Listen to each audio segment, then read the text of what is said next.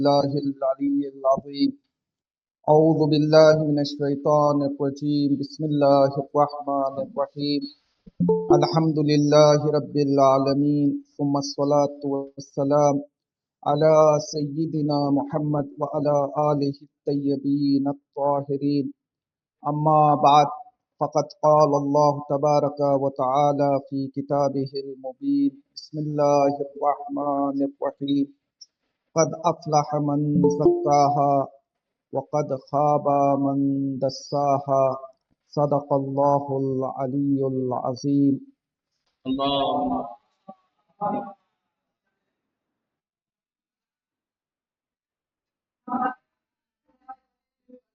جی میں سب سے پہلے شکریہ ادا کرنا چاہوں گا حوض علمیہ امام حسن عسکری علیہ السلام کے تمام ذمہ داران کا، کہ جنہوں نے پھر ایک مدت کے بعد ہمیں یاد فرمایا اور مجھے یہ موقع فراہم فرمایا کہ کچھ دیر میں آپ حضرات کے درمیان حاضر ہو سکوں اور کچھ اپنے ٹوٹے پھوٹے اخلاقی نکات آپ کے درمیان رکھ سکوں۔ میں آج کے درس اخلاق کا آغاز ایک چھوٹی سی مثال کے ساتھ کرنا چاہوں گا۔ مثال کے طور پر اگر میں آپ سے یہ سوال کروں کہ اگر آپ اپنے آنگن میں کوئی درخت لگاتے ہیں، مثال کے طور پر اگر آپ سیب کے درخت کو لگاتے ہیں تو اس درخت کو لگانے کا مقصد کیا ہے؟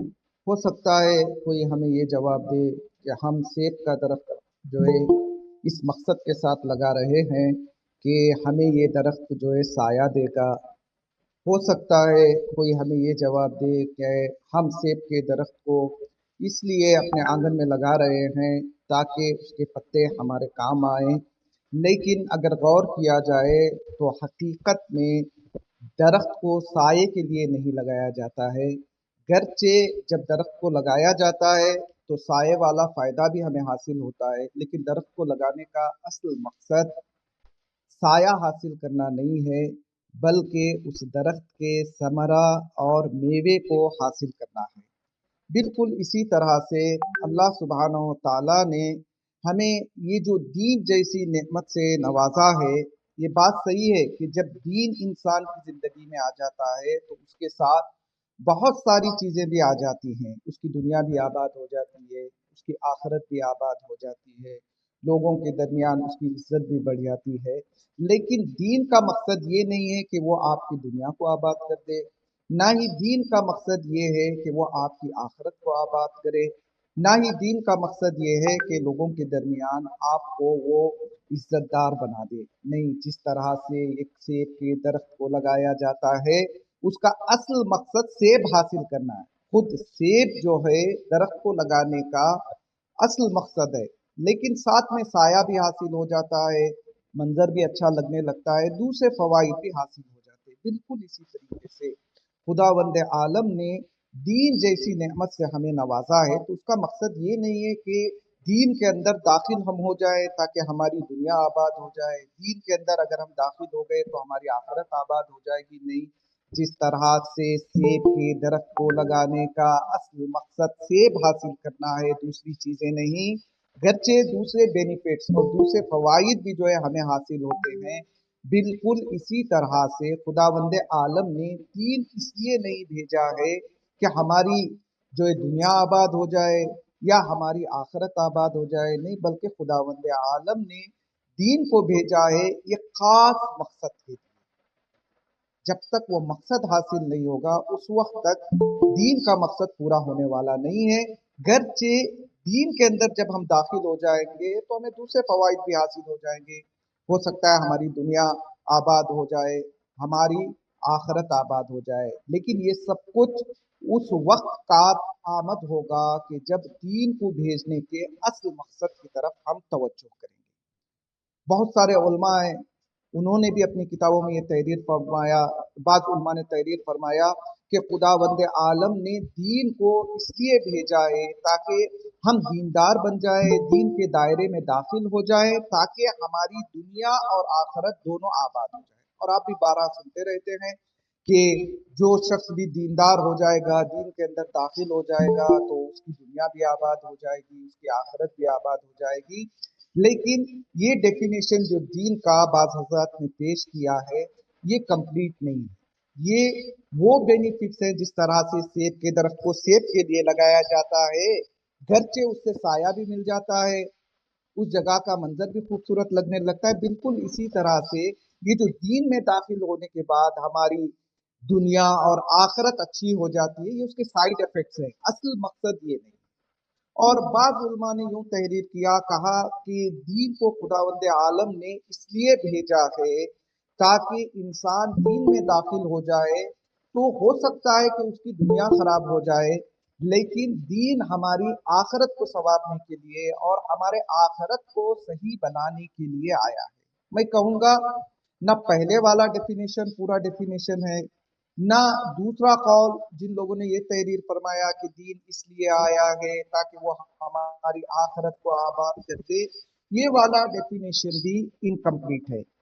اور رہبر انقلاب اسلامی مرحوم امام خمینی اپنی کتاب میں یہ تحریر فرماتے ہیں کہ دین نہ ہماری دنیا کو آباد کرنے کے لیے آیا ہے، دین نہ ہماری آخرت کو آباد کرنے کے لیے آیا ہے۔ گرچہ جب انسان دیندار بن جاتا ہے تو اس کی جو ہے دنیا بھی آباد ہو جاتی ہے، اس کی آخرت بھی آباد ہو جاتی ہے۔ جس طرح سے درخت کو لگانے سے سایہ بھی مل جاتا ہے اور منظر بھی اچھا لگنے لگتا ہے، لیکن درخت کا اصل مقصد سیب دینا ہے۔ بالکل اسی طرح سے امام خمینی رحمۃ اللہ علیہ تحریر فرماتے ہیں کہ خداوند عالم نے دین کو بھیجا ہے، جب انسان دیندار بن جاتا ہے تو اس کی دنیا اور اس کی آخرت دونوں آباد ہو جاتی ہیں، لیکن دین کو بھیجنے کا اصل مقصد یہ نہیں ہے کہ دین آئے ہماری دنیا کو کامیاب کرے یا ہماری آخرت کو کامیاب کرے، بلکہ امام خمینی رحمۃ اللہ علیہ یہ تحریر فرماتے ہیں کہ دین اس لیے آیا ہے تاکہ انسان کو قرب خدا حاصل ہو جائے، انسان اپنے خالق سے قریب ہو جائے، انسان اپنے پروردگار کے نزدیک ہو جائے۔ جب انسان پروردگار کے نزدیک ہو جاتا ہے تو دوسرے فوائد بھی اسے ملیں گے۔ ایسا انسان جو پروردگار سے نزدیک ہو چکا ہے اس کی دنیا بھی آباد ہوگی اور اس کی آخرت بھی آباد ہوگی۔ تو یہاں تک میں نے یہ بتانے کی کوشش کی کہ دین ہماری دنیا اور آخرت کو آباد کرنے کے لیے نہیں آیا ہے، گرچہ جب انسان دیندار بن جاتا ہے تو اس کی آخرت آباد ہو جاتی ہے اور کچھ لوگوں کی دنیا بھی آباد ہو سکتی ہے، لیکن دین کو بھیجنے کا اصل مقصد یہ ہے، دین اس لیے آیا ہے تاکہ یہ ہمیں اپنے پروردگار سے قریب کرے، یعنی دین کے آنے کا مقصد قرب پروردگار اور قرب الہی۔ اب چلیے یہ دیکھنے کی کوشش کرتے ہیں، یہاں تک جب میں نے یہ بتایا کہ دین اس لیے آیا ہے تاکہ وہ ہمیں پروردگار کے قریب کرے، ہمیں قرب الہی حاصل ہو جائے، تو یہ قرب ہے کیا چیز؟ قرب کا ڈیفینیشن کیا ہے؟ بہت مختصر الفاظ میں ایک چھوٹے سے اگزامپل کے ذریعے سے میں کوشش کروں گا کہ قرب کے معنی کو سمجھاؤں، پھر انشاءاللہ اپنی بات کو آگے بڑھانے کی کوشش کروں گا۔ دیکھیے مثال کے طور پر کوئی بچہ ہینڈ رائٹنگ صحیح کرنا چاہتا ہے تو وہ استاد خط کے پاس جاتا ہے، جانے کے بعد کہتا ہے چونکہ آپ کی ہینڈ رائٹنگ بہت اچھی ہے میں چاہتا ہوں کہ آپ کے پاس آؤں اور میری ہینڈ رائٹنگ صحیح ہو جائے۔ اب جو اس کا استاد خط ہوگا وہ کیا کرے گا؟ روزانہ اسے سیمپل دے گا، اپنا لکھا ہوا یہ جو ہے پیپر دے گا اور کہے گا کہ دیکھو دوسرے پیپر پر جیسے جیسے میں نے لکھا ہے کوشش کرو کہ جس طرح سے میری ہینڈ رائٹنگ ہے تم بھی اپنی ہینڈ رائٹنگ کو بالکل اسی طرح سے لکھنے کی کوشش کرو۔ گرچہ شاگرد کوشش کرتا ہے لیکن جتنا بھی اس کی تقلید کرے جو ہینڈ رائٹنگ جو خط استاد کا ہے وہ شاگرد کا نہیں ہوگا، کچھ نہ کچھ دونوں خط میں فرق رہے گا۔ یعنی استاد یہ نہیں کہے گا کہ بالکل میری طرح لکھو، بلکہ کہے گا کوشش کرو میں نے جیسے لکھا ہے اس کی تقلید کرتے ہوئے اسی اسٹائل میں لکھنے کی کوشش کرو۔ اب یہ قرب الہی کیا ہے؟ قرب الہی یہ ہے کہ اللہ سے نزدیک ہونا۔ اللہ سے کیسے نزدیک ہوا جاتا ہے؟ ایسا نہیں کہ ہم اللہ سے نزدیک ہونے کے لیے اللہ جیسے بن جائے، یہ تو امپاسبل ہے، یہ ہو ہی نہیں سکتا۔ جب ہم سے یہ کہا گیا कि कुर्ब इलाही हासिल करो। अल्लाह ने दीन को भेजा है और दीन को भेजने का मकसद ये है कि इंसान को कुर्ब इलाही हासिल हो जाए। ये कुर्ब इलाही क्या है? कुर्ब इलाही ये है कि हम अल्लाह के सिफात को अपने सामने रखें और उसे कॉपी करने की कोशिश करें। नहीं, फिर मैं मिसाल के जो है सहारा लूंगा। मिसाल तौर पर अल्लाह की सिफत रखे कि अल्लाह क्या है? अल्लाह सत्तार है, अल्लाह ऐबों को छुपाने वाला है। अब हमें कुर्बे इलाही उस वक्त हासिल होगा जब हम अल्लाह के इस एट्रीब्यूट को, इस सिफत को अपने आंखों के सामने रखें और इसे कॉपी करने की कोशिश करें। अल्लाह ऐबों को छुपाने वाला है, तो हम भी अपनी प्रैक्टिकल लाइफ में यह आदत डालें कि जब हमें किसी का ऐब पता चल जाए तो उसे आश्कार ना करें, बल्कि उसके ऐब को छुपाने की कोशिश करें जहां तक हो सकता है। अगर हम ये कोशिश करेंगे तो हम अपने कदमों को कुर्बे इलाही की तरफ आगे बढ़ा रहे हैं। करीम है, अल्लाह की एक सिफत ये है कि अल्लाह करीम है। अब इसका मतलब ये नहीं है कि अल्लाह करीम है तो हम सिर्फ जो है ये सिफत पढ़कर खामोश बैठ जाए। नहीं, अल्लाह की इस सिफत को अपनी प्रैक्टिकल लाइफ में अप्लाई करने की कोशिश करें। हमारा रवैया भी दूसरों के मुकाबले में करीमाना हो, वरना मैं अपने आप को ये कहूँ कि मैं बहुत बड़ा दीनदार हूँ और किसी के सामने मेरा बर्ताव जो है करीमाना बर्ताव ना हो, तो फिर ये कहने को जो है मैं दीनदार हूँ। दीन जो भेजा गया असल मकसद है कि दीन हमें खुदा तक पहुंचाने के लिए आया है, इससे अभी हम कोसों दूर हैं। खुदा रहमान है, खुदा की सिफत क्या है? खुदा रहमान है। कुर्बे इलाही उसी वक्त हासिल होगा कि जब हम खुदा के इस एट्रीब्यूट को, खुदा की इस सिफत को कॉपी करने की कोशिश करें। हम भी कोशिश करें कि डेली लाइफ में जगह जगह पर जो है हमारे वजूद के अंदर जो है रहम निकलना चाहिए। जब हम खुदा के सिफात को, जितने खुदा के सिफाते सुबूतियां हैं, ठीक है, हाँ, जो एट्रीब्यूट्स हमारे प्रैक्टिकल लाइफ में काम आ सकते हैं, खुदा राजिक है, खुदा करीम है, खुदा रहमान है, खुदा सत्तार है, इन एट्रीब्यूट्स को जब तक हम एग्जाम्पल के तौर पर नहीं लेंगे और अपने प्रैक्टिकल लाइफ में उसे अप्लाई नहीं करेंगे, उस वक्त तक हमें कुर्बे इलाही हासिल नहीं होगा। सिर्फ खुदा के अच्छे सिफात को लेकर अपने वजूद से जाहिर नहीं करना है, बल्कि कुछ ऐसे सिफात है जो अल्लाह से बईद है, जो अल्लाह में नहीं है। अल्लाह जालिम नहीं है, हमें उन सिफात के आगे रॉन्ग माउथ डालना चाहिए, उन सिफात से अपने आप को दूर रखना चाहिए। बहुत सारे, खुदा झूठा नहीं है, मुहाल है कि खुदा से झूठ निकले। हमें भी कोशिश करना चाहिए कि हमारे वजूद से कभी भी झूठ नाम की कोई चीज ना निकले। जब हम खुदा के सिफात को अपने आंखों के सामने रखेंगे और उसे कॉपी करने की कोशिश करेंगे, तब कहीं जाकर हमें कुर्बे इलाही हासिल होगा, जो दीन को भेजने का असल मकसद है। अब आप मुझे इंसाफ से बताइए, जो इंसान अपने प्रैक्टिकल लाइफ में अल्लाह के सिफात की कॉपी करेगा, फिर जाहिर सी बात है कि उसकी दुनिया भी आबाद होगी, उसकी आखिरत भी आबाद होगी। जो इंसान चोरी नहीं करेगा, जो इंसान जुल्म नहीं करेगा, जो इंसान झूठ नहीं बोलेगा, जो इंसान धोखा नहीं देगा, जाहिर सी बात है उसकी दुनिया भी आबाद है, उसकी आखिरत भी आबाद है। जो इंसान अच्छे सिफात को जो है लेगा, मिसाल के तौर पर वो लोगों के ऐबों को छुपाता है, वो लोगों से करीमाना अखलाक जो है का मुजाहरा करता है और वो लोगों के दरमियान रहमत को बांटता है, तो आप इंसाफ से बताइए, ऐसे इंसान की दुनिया भी आबाद होगी, ऐसे इंसान की आखिरत भी आबाद होगी। इसीलिए मरहूम इमाम खुमैनी रहमतुल्लाह अलैह ने ये तहरीर फरमाया कि दीन इसलिए नहीं आया है कि वो तुम्हारी दुनिया को आबाद करे, ना ही दीन इसलिए आया है कि वो तुम्हारी आखिरत को आबाद करे, बल्कि दीन इसलिए आया है कि वो तुम्हें कुर्बे इलाही दे, वो तुम्हें तुम्हारे परवरदिगार तक पहुंचा दे।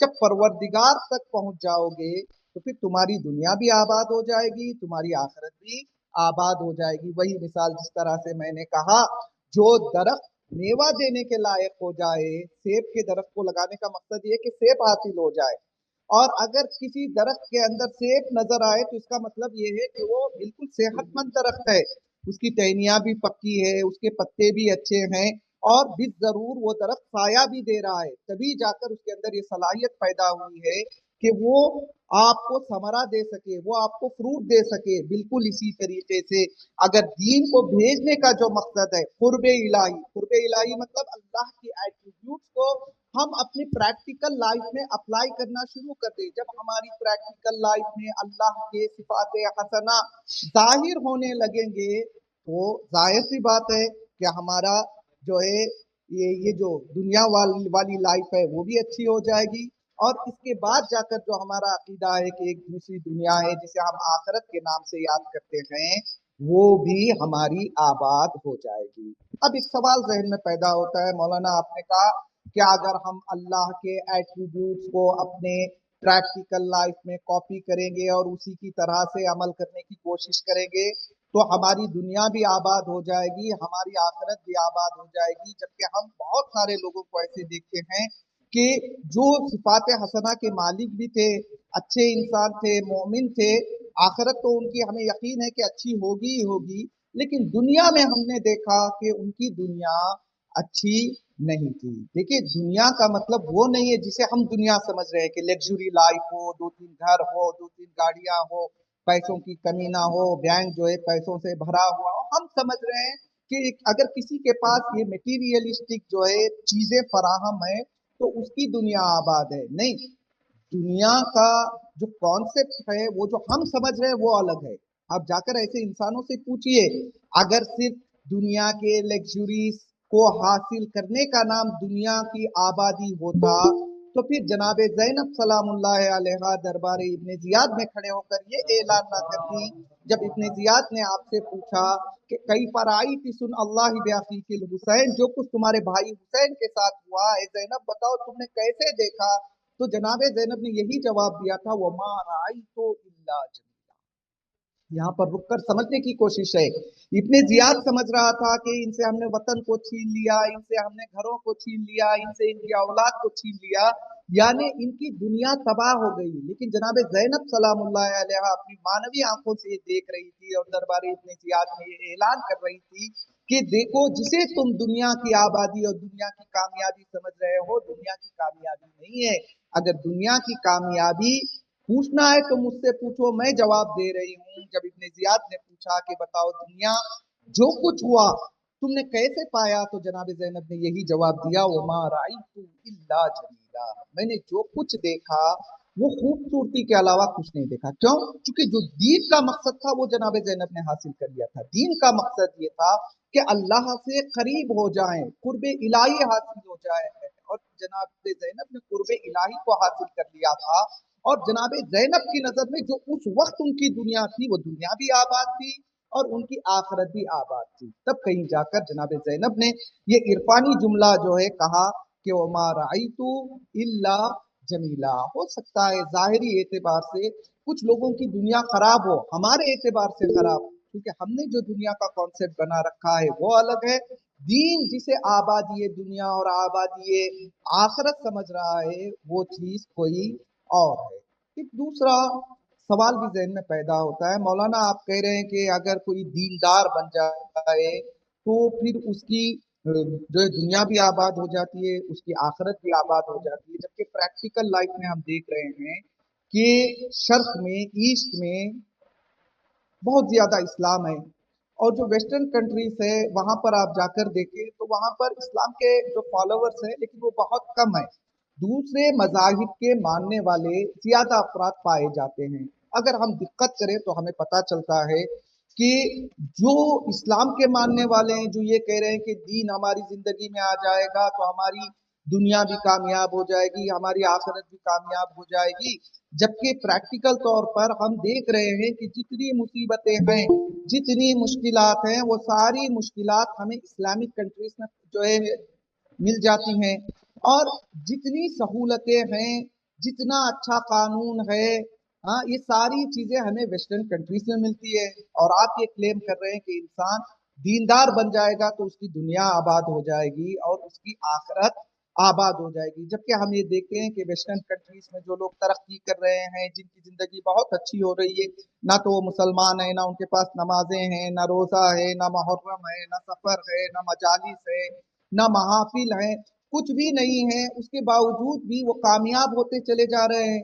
اور ہمارے دین کے اندر نمازیں بھی ہیں، روزہ بھی ہے، مجالس بھی ہیں، محافل بھی ہیں، لیکن پریکٹیکل طور پر جب ہم اپنے معاشرے کی طرف نظر کرتے ہیں تو ہمیں ایسا لگتا ہے کہ ہمارے معاشرے میں پرابلمز جو ہے بہت زیادہ ہیں۔ دیکھیے، میں نے پہلے بھی کہا، دین اس لیے نہیں آیا ہے کہ دین آپ کی دنیا کو آباد کرے۔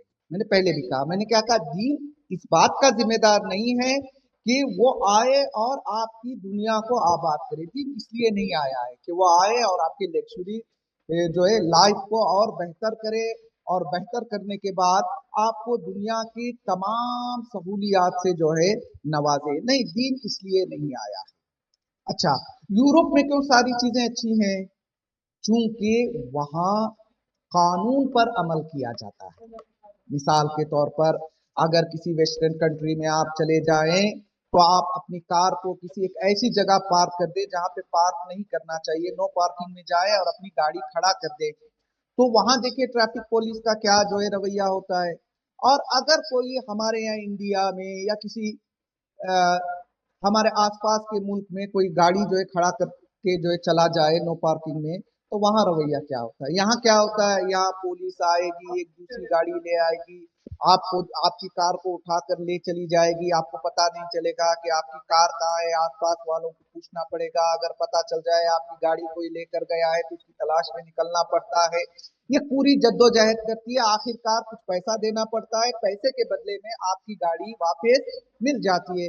آپ سوچتے ہیں کہ دوبارہ بھی میں جو ہے نو پارکنگ میں کھڑا کر دوں گا، پھر کوئی مشکل آئے گی تو تھوڑا پیسہ دے کر میں اپنی گاڑی کو واپس لے آؤں گا۔ اگر یہی چیز کوئی ویسٹرن کنٹری میں کرے، مثال طور پر یورپ کے کسی ملک میں کوئی گاڑی ایک ایسی جگہ کھڑی کر دے کہ جہاں پر پارک نہیں کرنا چاہیے، نو پارکنگ میں جائے اور اپنی گاڑی کو رکا دے، تو وہاں پولیس دیکھتا ہے تو وہ چیزیں نہیں کرتا ہے جو ہمارے ملک میں ہوتی ہے، بلکہ کیا کرتا ہے، وہاں پر بڑی آسانی سے آپ کی گاڑی کو جو ہے 20 30 40 میٹر کی دوری پر لے جا کر کھڑا کر دیا جاتا ہے۔ فوراً آپ کو ایک جو ہے میسج آ جاتا ہے کہ آپ کی گاڑی فلاں جگہ ہے، آپ وہ گاڑی کے پاس پہنچ جائیں تو آپ کی گاڑی کے باہر آپ کو ایک پرچی ملتی ہے جس میں لکھا ہوتا ہے آپ کو 300 400 500 یورو فائن بھرنا ہے۔ پھر اس کے بعد دوسرے دن آپ کو ٹریفک جو ہے سینٹر جانا ہے، وہاں جانے کے بعد کیا ہوتا ہے، آپ سے کہا جاتا ہے کہ کوئی عقل مند جہاں پر لکھا ہو نو پارکنگ وہاں پہ گاڑی رکا ہی نہیں سکتا، لہذا ایسے انسان سے ایک ٹیسٹ لیا جاتا ہے، دیکھا جاتا ہے، یعنی ایک طرح سے اسے سائیکالوجی طور پر تحقیر کیا جاتا ہے تاکہ اس کی روح میں یہ بات پہنچ جائے جو کام میں نے کیا ہے وہ کام صحیح کام نہیں کیا ہے۔ پھر اس کے بعد اسے کہا جاتا ہے کہ آپ ایک جو کورس میں شرکت کریں گے 8 دن کا 10 دن کا، جب ہمیں لگے گا کہ آپ کے اندر کوئی مشکل نہیں ہے تب ہم آپ کے لائسنس کو دوبارہ جاری کریں گے۔ تو اتنا سب میں نے کیوں کہا؟ میں یہ بتانا چاہ رہا ہوں کہ جو دنیا میں قوانین اور نظم و ضبط صحیح ہوتا ہے وہ قانون کی پابندی سے ہوتا ہے، اس میں دین کا کوئی دخل نہیں ہے۔ اگر ہم لوگ بھی قانون کی پابندی کریں گے تو ہماری دنیا بھی جیسے ویسٹرن کنٹریز کی ہے ویسی دنیا بن سکتی ہے۔ جتنے قوانین سخت ہوتے ہیں معاشرے میں اتنا زیادہ نظم و ضبط جو ہے بڑھتا جاتا ہے۔ مثال طور پر آپ اپنے حوضے کی جو ہے مثال لے لیجئے، اگر آپ کے حوضے میں قوانین آسان ہو، یہ کہہ دیا جائے صبح کی نماز میں جس کو آنا ہے آئے، جس کو نہیں آنا ہے نہ آئے، اگر کوئی نہیں آیا تو اس کی سزا یہ ہوگی کہ صرف جو ہے اس سے کہا جائے کہ بھیا تم کیوں نہیں آئے، صرف ڈانٹ کے چھوڑ دیا جائے، تو تب حوضہ کیسے چلے گا؟ اگر اسی حوضے علمیہ میں قوانین سخت ہو جائے اور طلاب سے یہ کہا جائے کہ اگر کوئی نماز صبح کے لیے نہیں آئے گا تو اسے 5 دن ناشتہ نہیں ملے گا، 5 دن بھوکا رہنا پڑے گا، جتنی سزا زیادہ ہوتی ہے سزا کے ڈر سے انسان اتنی ہی زیادہ قانون کی پابندی کرتا ہے۔ لہذا جو ہے ویسٹرن کنٹریز میں اگر نظم و ضبط پایا جاتا ہے تو ہم اس کا بلیم دین اور ریلیجین پر نہیں ڈال سکتے، یہ نہیں کہہ سکتے کہ دیکھو مسلمانوں کی حالت ایسی ہو گئی، اگر ان کا دین صحیح ہوتا تو ان کے اندر بھی نظم و ضبط پایا جاتا۔ گرچہ دین نے بھی تاکید کی ہے، دین نے بھی سخت تاکید کی ہے کہ انسان کو منظم ہونا چاہیے، قانون کی جو خلاف ورزی نہیں کرنی چاہیے۔ اگر انہی دینی ہدایات کو ہم اپنی پریکٹیکل لائف میں اپلائی کریں گے تو انشاءاللہ ہماری دنیا بھی جو ہے آباد ہوگی اور ہماری آخرت بھی آباد ہوگی۔ اچھا، انسان جو میں نے یہ بتایا دین اس لیے آیا ہے تاکہ انسان کو قرب الہی حاصل ہو جائے، ٹھیک ہے، دین اس لیے آیا ہے تاکہ انسان کو قرب الہی حاصل ہو جائے۔ اب یہ قرب الہی کیسے حاصل ہوگا؟ ابھی تک ہم نے یہ بتایا کہ دین اس لیے آیا ہے تاکہ وہ قرب الہی تک آپ کو پہنچا دے، اور قرب الہی کا ڈیفینیشن میں نے یہ بتایا کہ ہم اپنی پریکٹیکل لائف میں یہ کوشش کریں کہ اللہ کے صفات کو اپنی زندگی میں ڈھالیں، اور جس طرح سے اللہ ہے اس طرح سے ہم پریکٹیکل لائف میں عمل کرنا شروع کر دیں تو ہمیں قرب الہی حاصل ہوگا۔ اور دین ہماری دنیا اور آخرت کو آباد کرنے کے لیے نہیں آیا ہے، جبکہ آباد ہو ہی جائے گی، لیکن اصل مقصد کیا ہے؟ قرب الہی حاصل کرنا ہے۔ تو اب یہ قرب الہی کیسے حاصل ہوگا؟ خدا بند عالم نے قرب الہی حاصل ہونے کے لیے یہ گائیڈ ہمارے حوالے کی ہے، یہ گائیڈ بک جو ہے ہمارے حوالے کی ہے۔ اگر یہ گائیڈ بک کو ہم فالو کریں گے تو ہمیں قرب الہی حاصل ہو جائے گا۔ وہ گائیڈ کیا ہے جو اللہ سبحانہ و تعالیٰ نے جو ہے بھیجا ہے؟ وہ کوئی اور چیز نہیں ہے بلکہ قرآن مجید ہے۔ خداوند عالم نے قرآن مجید جو ہے مجید کو اس لیے نازل کیا ہے تاکہ اس کو آپ فالو کریں۔ قرآن مجید کے اندر کچھ جو ہے کرنے والی چیزیں بیان کی گئی ہیں اور کچھ چیزوں سے پرہیز کرنا ہے، دونوں چیزوں کی لسٹ آپ کو دے دی ہے کہ دیکھو یہ قرآن مجید یہ گائیڈ ہے، ٹھیک ہے، اس کو اپنے آنکھوں کے سامنے رکھو، اگر جن چیزوں کو کرنے کا حکم دیا ہے اس پر عمل کرو گے تو تمہیں قرب الہی حاصل ہوگا، اور جن چیزوں کو انجام دینے سے قرآن مجید نے روکا ہے اگر تم ان چیزوں کو انجام دو گے تو پھر تمہیں قرب الہی حاصل نہیں ہوگا۔ اور صرف یہ نہیں کہ قرب الہی حاصل نہیں ہوگا، اگر تم جو پروہیبیشنز قرآن مجید میں بیان کیے گئے ہیں ان کو کمٹ کرو گے، ان کو انجام دو گے تو تمہیں سخت پنشمنٹ بھی ملے گی۔ کچھ لوگ کہتے ہیں کہ گناہ 1 منٹ کا، سزا ہمیشہ کے لیے، اگر ٹیمپورری گناہ ہے تو پھر پرماننٹ سزا کیوں ہے؟ تو دیکھیے خداوند عالم صرف عمل کو نہیں دیکھتا ہے بلکہ اس کے آثار کو بھی دیکھتا ہے۔ میں ایک مثال کے ذریعے سے اس بات کو بھی واضح کروں، پھر انشاءاللہ آخری نکات کی طرف میں آگے بڑھوں گا۔ مثال کے طور پر آپ کسی محفل میں گئے، آپ کسی جو ہے شادی کے پروگرام میں گئے، پروگرام اچھا خاصا چل رہا تھا، آپ کو شرارت سوجی، آپ چھت پر گئے اور جا کر آپ نے بجلی کے تار کو کاٹ دیا۔ 1-2 منٹ کے لیے لائٹ وہاں پہ ختم ہو جائے گی، چونکہ آپ کے اس عمل کی وجہ سے لوگوں کو تکلیف ہوئی ہے، تو قیامت میں صرف 2 منٹ کی سزا نہیں ملے گی آپ کو جو پنشمنٹ ملے گا وہ کافی لمبا پنشمنٹ ملے گا۔ کیوں بھائی؟ ہم نے لائٹ کو کاٹا تھا 2 منٹ کے لیے اور سزا ملے گی بہت لمبی، ایسا کیوں ہے؟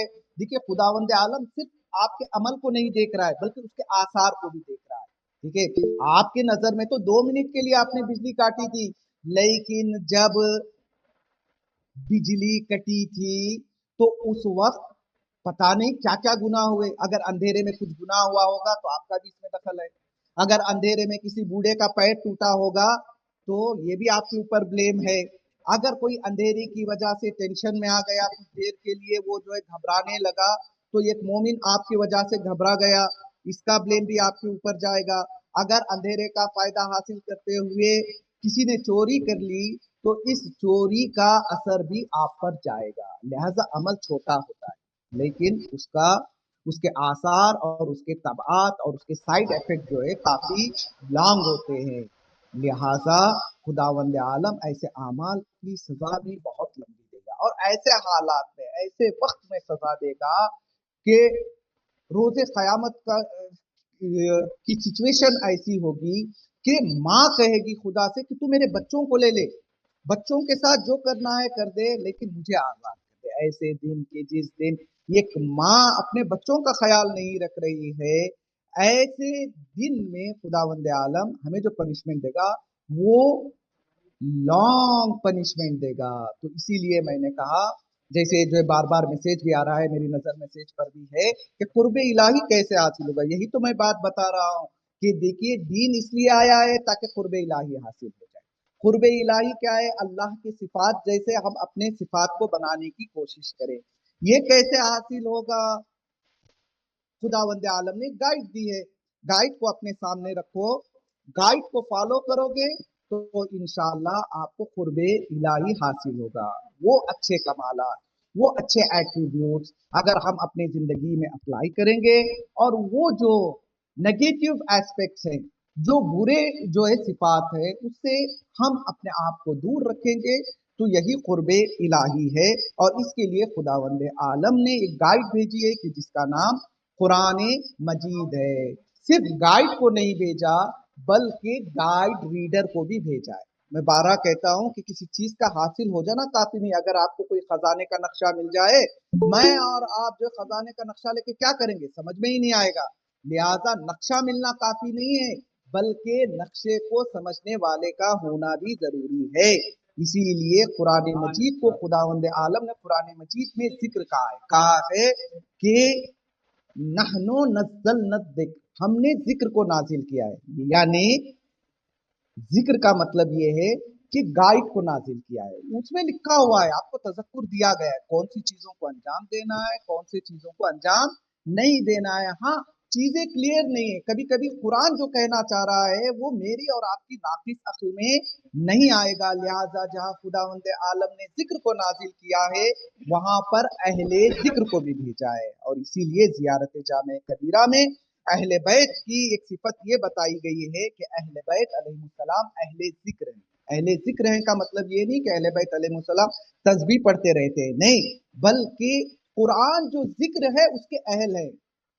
कुरान के सही माने को समझने वाले अहले बैत अलैहिस्सलाम की ज़वात मुक़द्दसा ही हैं। ये शख्सियात कुरान से वो हासिल करती हैं जो मैं और आप हासिल नहीं कर सकते।